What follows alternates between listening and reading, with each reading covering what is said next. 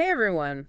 Ever feel like you want to, I don't know, connect with nature on a deeper level? Like more than just your typical weekend hike? Yeah, absolutely. Well, get this, we found this podcast episode and it's all about these like sacred practices for honoring nature. Oh, wow. And it's not just, hugging trees or anything. It gets way more interesting. Okay. Like we're talking rituals, ceremonies, even like a full moon water blessing. Really? That sounds pretty cool. Yeah, right. It's like taking things to a whole other level.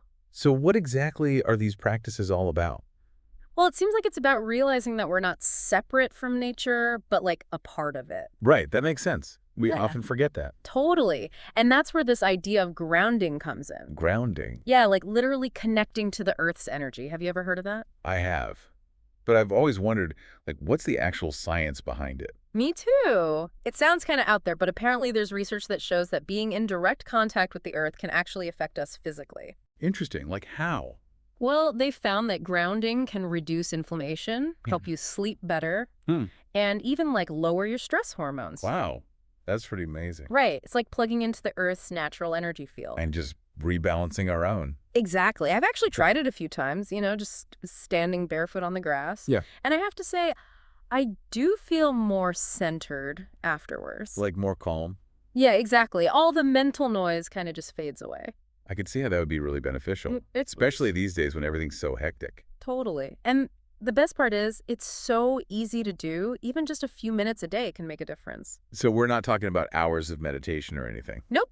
Just a little bit of time connecting to the Earth. I like that. It's funny. I was reading that some cultures actually have entire rituals built around this whole grounding thing. Really? Like what? I'm picturing like ancient ceremonies where people are, intentionally connecting to the Earth's energy. It makes you realize how much we've lost touch with that in modern society. Absolutely. It's like we're rediscovering this ancient wisdom. So we've talked about grounding ourselves. What other ways can we honor nature? Well, what if we could create a special space in our homes, like a sanctuary dedicated to nature? A sanctuary? I like that. Yeah, it's called an earth altar. Basically, it's a physical representation of your connection to nature. Hmm. Like a mini shrine to Mother Earth. Yeah, kinda. I'm picturing crystals, flowers, maybe a little fountain. Sounds pretty. But what do you actually put on it? It's really up to you. Any natural elements that resonate with you? Like what? Stones, shells, feathers, even pieces of mood you find on a walk. I see. So it's very personalized. Exactly. You can even add things with special meaning to you.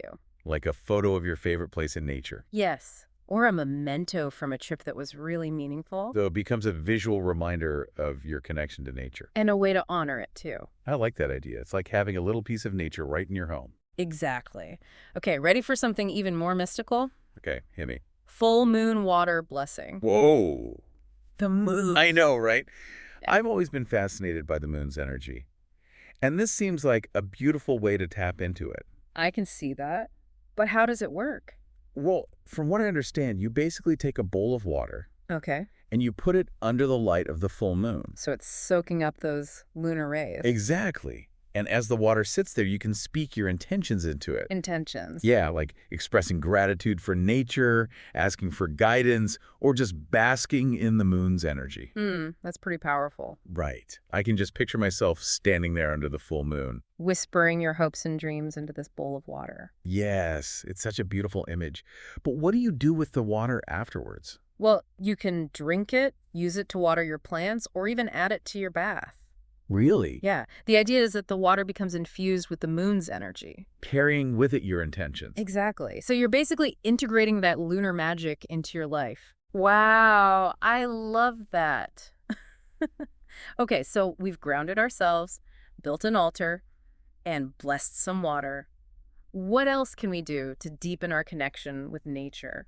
Well, have you ever, wished you could draw strength from a tree? Oh, totally. You know, that feeling of being rooted and unshakable? Yeah, I get that. That's kind of what this next practice is all about, the Tree of Life meditation. Okay, I love meditations with visualizations. What do you do? Basically, you find a quiet place in nature, ideally with your back against a tree trunk. Makes sense.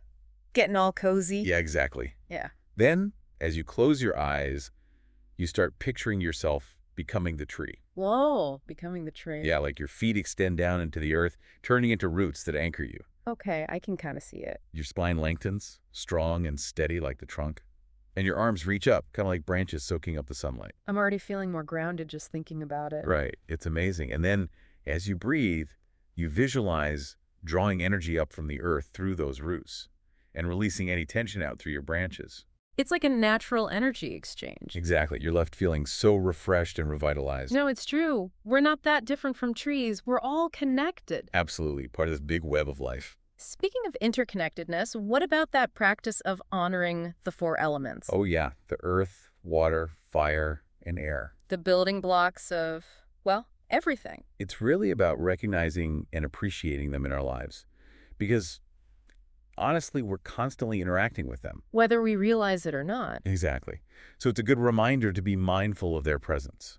So how do you actually honor each element? Well, for earth, you might just hold a stone in your hand, feel its weight and solidity, thinking about, how the earth provides for us. And what about water? I'm always drawn to water. It's so calming. You could like cup some water in your hands, feel its coolness, thinking about how it cleanses and purifies us. Makes sense.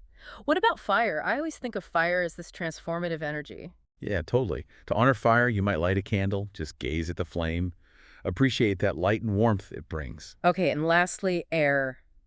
It's funny how we can so easily forget about air, even though we literally need it to live. Right.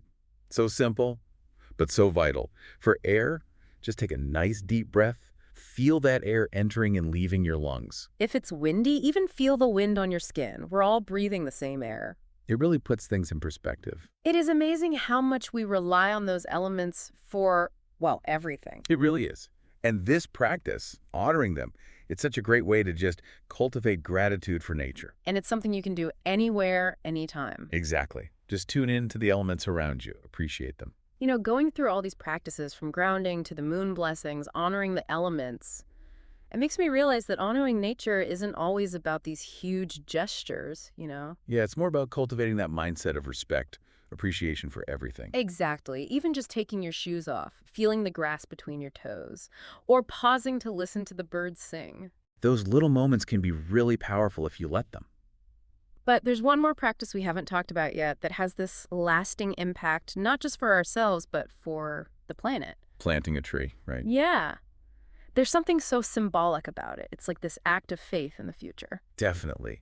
It's a powerful way to connect with the cycle of life and death, recognizing that we're part of something so much bigger than ourselves. And you're not just creating something beautiful, you're creating a home for wildlife, you're cleaning the air, helping the planet be healthier. Mm-hmm. All those things. It's amazing. I remember planting a tree with my family when I was a kid. It was this tiny sapling. But we watered it, took care of it, and over the years, I watched it grow taller than our house. Wow, that's a beautiful memory. It really was. It just shows how powerful that act of planting a tree can be. It leaves a legacy. Yeah. Yeah. You're creating something that's going to be around long after you're gone. It's a beautiful way to make your mark on the world. It's really amazing how these practices can be so profound. They really are. It's not just about connecting with nature, it's about connecting with ourselves. With something bigger. Slowing down, paying attention, Mm-hmm. appreciating how connected everything is. And remembering that we're not separate from nature, we are nature. We are the earth, the water, the fire, the air. We are the trees, the mountains, the rivers, the oceans. We're all part of this amazing web of life. Mm. And when we honor nature, we're honoring ourselves. So as we start to wrap things up here, I'm curious, which of these practices resonated with you the most? Which one are you feeling drawn to?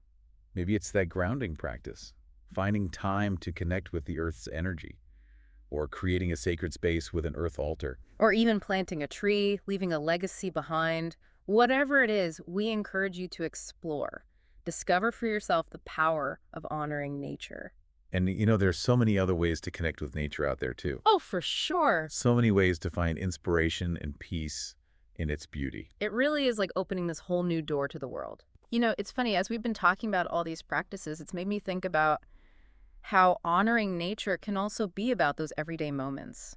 The things we usually take for granted. Yeah, I see what you mean. Like just being aware and grateful for those little connections. Absolutely. Every time we take a deep breath, we're connecting with the element of air. Mm-hmm. Every time we have a glass of water, we're experiencing the life-giving force of water. Right? Every Mm. time we walk on the ground, we feel the Earth's stability. It's almost like a mindfulness practice, but with nature as the focus. Totally. Noticing the warmth of the sun on your skin, hearing the wind rustle through the leaves, even just smelling the earth after it rains. Those little things can be so grounding, Yeah. so restorative. So in addition to all these amazing rituals, what if we also focused on those simple ways to honor nature every day? I love that. It's about making reverence for nature a part of everything we do. Not just something we do, once in a while. Ex- And who knows, maybe all those little moments of awareness and appreciation will lead us to even deeper connections, like to experience even more of nature's magic. That's a beautiful thought. Well, that about wraps up our deep dive for today. Yeah. Until next time, may you find wonder and connection in every interaction you have with nature. Big or small, happy exploring.